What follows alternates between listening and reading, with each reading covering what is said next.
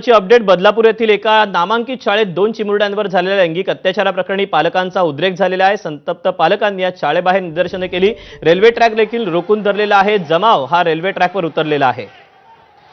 आणि आपल्याला याबाबत प्रतिक्रिया देण्यासाठी खुद्द मुख्यमंत्री एकनाथ शिंदे आपल्या सोबत आहेत।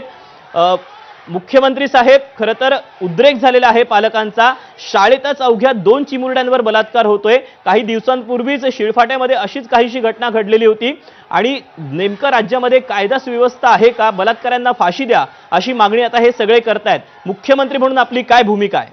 मी पोलीस आयुक्तांशी स्वतः बोलतोय, आता बोललोय त्यांच्याशी। त्यांनी मला सांगितलंय की त्या आरोपीला अरेस्ट झालेली आहे आणि त्यांनी सांगितलं याच्यामध्ये की जे आरोपी आहे त्याला कठोर शिक्षा होईल। ही केस मी फास्ट ट्रॅकवर घ्यायला सांगितली।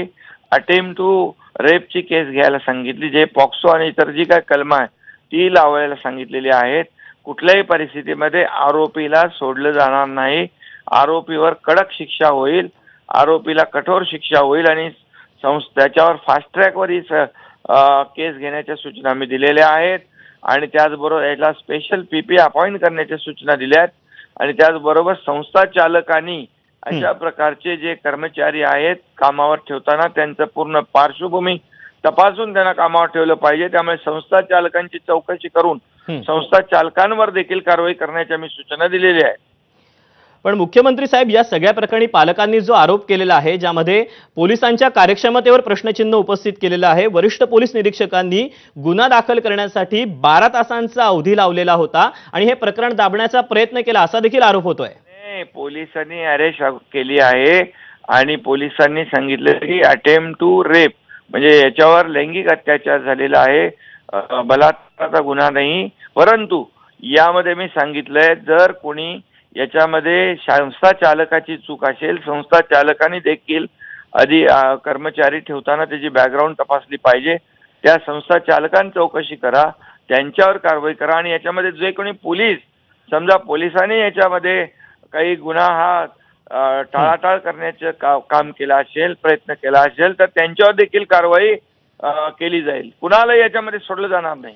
शिंदे साहेब, पण जे आंदोलक सध्या ट्रॅकवर उतरलेले आहेत त्याच्यातला काही प्रतिक्रिया एबीपी माझानं जाणून घेतलेल्या आंदोलकांना देखील माझी विनंती आहे की याच्यावर कारवाई होईल, कुणालाही सोडलं जाणार नाही।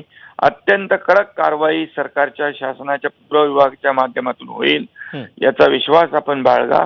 पण लाखो प्रवाशांना या ठिकाणी गैरसोय, शेवटी हे आंदोलक देखील प्रवासी आहेत, त्यामुळे त्यांनी थोडं संयमाने घ्यावं।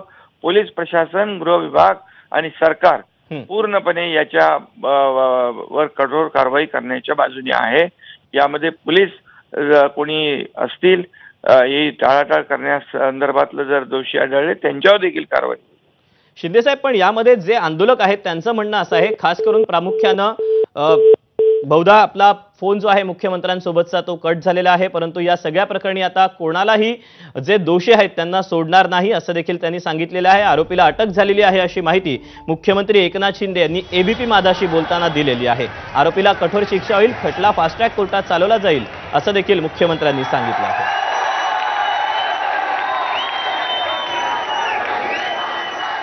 दरम्यान या सगळ्या पार्श्वभूमीवर आता विरोधी पक्षनेते अंबादास दानवे यांची प्रतिक्रिया आली, आपण जाणून घेऊया। विद्यार्थिनींचं सुद्धा संरक्षण सरकार करू शकत